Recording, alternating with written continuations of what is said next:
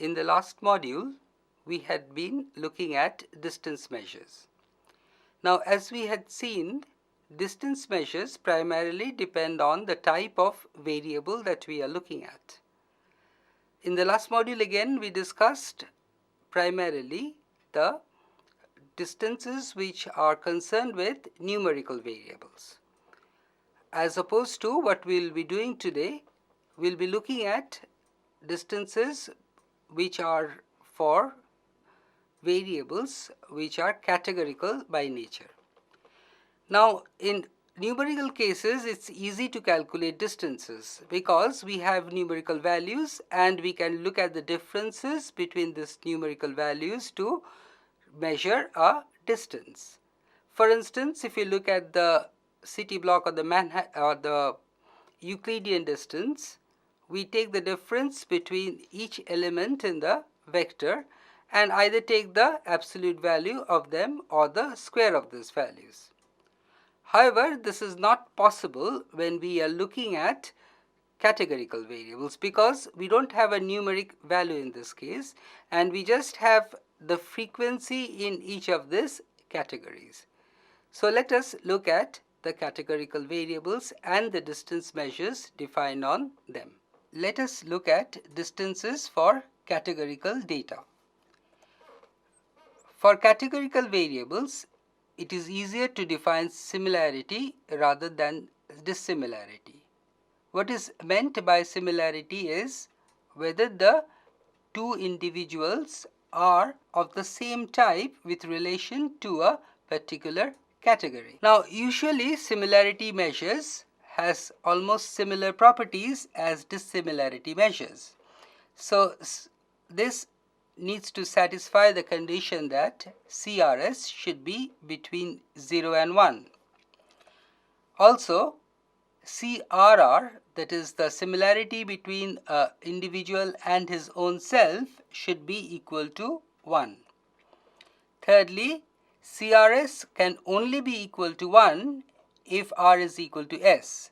That is, between two individuals, CRS should not be equal to 1. And finally, CRS is equal to CSR. That is, the similarity between two individuals R and S is the same as the similarity measure for S and R. Going back to dissimilarity from similarity, we generally take the difference from unity. That is, DRS is usually taken to be 1 minus CRS. Let's start with the binary variables first. That is, we have two categories and we assume that all the m variables in the vector are of the binary type. Let's take m equal to 5. So, let's see what type of variables we can have here. Maybe the first variable is x1, which is male or female. Then we can have a second variable, which is whether the individual is young or old. In this case, of course, we are not looking at the exact age. Exact age would be continuous. We are just categorizing age as young and old. The third variable is tall or short. Greater than 170 centimeters means tall. Less than equal to 170 centimeters means short. X4, it can be light or heavy in weight. So, less than 60 kgs, the person is light. More than 60 kgs, he is heavy. And X5 is, suppose we want to see whether they wear glasses or they do not wear glasses. Now, the fifth variable in this case is slightly different from the first four. Because binary variables, we generally can categorize into two types. The first of this type is the present or absent type of variable. You look at the fifth variable here, wears glasses or not. So, some persons have glasses, that is, glasses are present in this case, and for some persons they don't wear glasses, so glasses are absent in this case. So, we can have a present or absent type of variable. as opposed to what is referred to as success or failure type of variable. Of course, success doesn't mean that not exactly in the English term, so we just call one of the variables, one of the categories as success and the other category as failure. So young may be success, old may be failure, or vice versa. Similarly, male and female, we can categorize them as 1 or 0.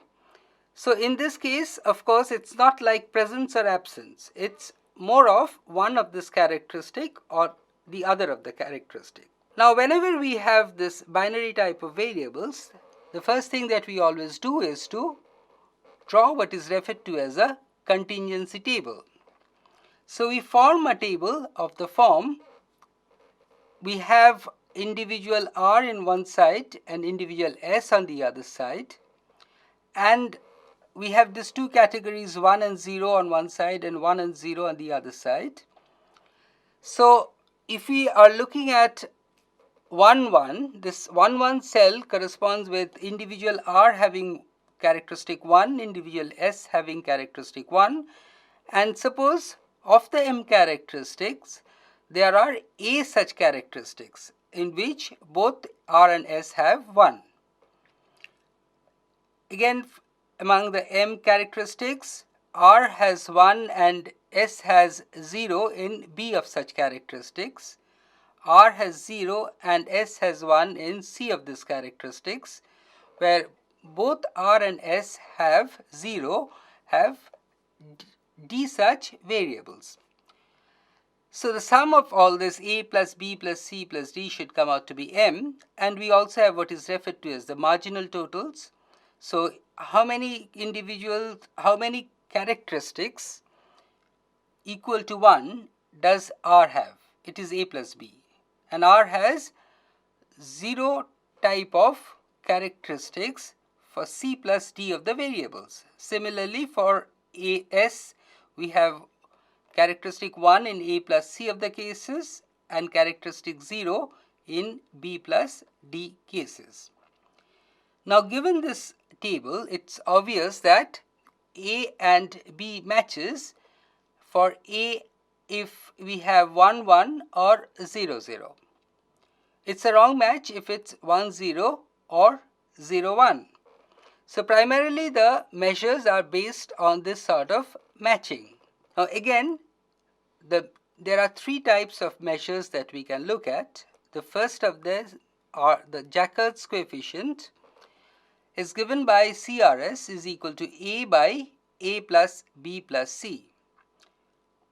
Note that D is left out. I will come back to this later on. Another measure is the Jankowski's coefficients. In this case, CRS is given by twice A plus B plus C. And finally, a third type of measure which is slightly different from the previous two is the matching proportion. In this case, CRS is equal to A plus D by M. Now, if you look at this three measures, the first of these two measures are usually used when the variables are of the presence or absence type, whereas the matching proportion is used when we have variables of the success failure type. If you go back to the previous table, you will see that D actually corresponds to the absence of the characteristic in R and the absence of the characteristic in S as well. So when we look at Jacob's coefficient, we exclude D because it's not present. So the measure actually is A. A means that both the individuals have this characteristic divided by A, which is again the same thing, plus B, which means that R has the characteristic but not S, plus C, which means that R does not have the characteristic but S has. So at least one of the two has the characteristic. So neither has the characteristic has been left out in this case. Similarly, for the next coefficient as well. Of course, in this case, we just take twice of A, but otherwise the measure is similar. Whereas in matching proportion, we are looking at A plus T. That is, either both the individuals have the characteristic present or both the individuals do not have the characteristic, divided by the total number of variables in this case. Let's look at an example. The first example, suppose we have m equal to 30. So it's a 30-dimensional vector. There are 30 characteristics which we are looking at. And the table looks something like this. So it's a present absent type of table, and there are 12 characteristics which is present in both R and S. There are 5 characteristics which is present for R but not for S, 7 which is present for S but not for R, and 6 which is absent in both R and S. So again we can calculate the marginals. So there are 17 characteristics which are present for R and 13 which are not present for R. Similarly, there are 19 characteristics which are present for S, but there are 11 which are absent for S, and there are 30 such characteristics. So in this case, of course, as we just discussed, we will be using either the Jacquard's coefficient, which comes out to be 12, because A is equal to 12, and A plus B plus C is 12 plus 5 plus 7, which comes out to be 24. So the value comes out to be 0.5. And similarly, we can have the Zenkowski's coefficient, which comes out to be 0.67. So we can say that the two individuals, R and S, are moderately related to each other. Let's look at another example. In this case, we take again m equal to 30.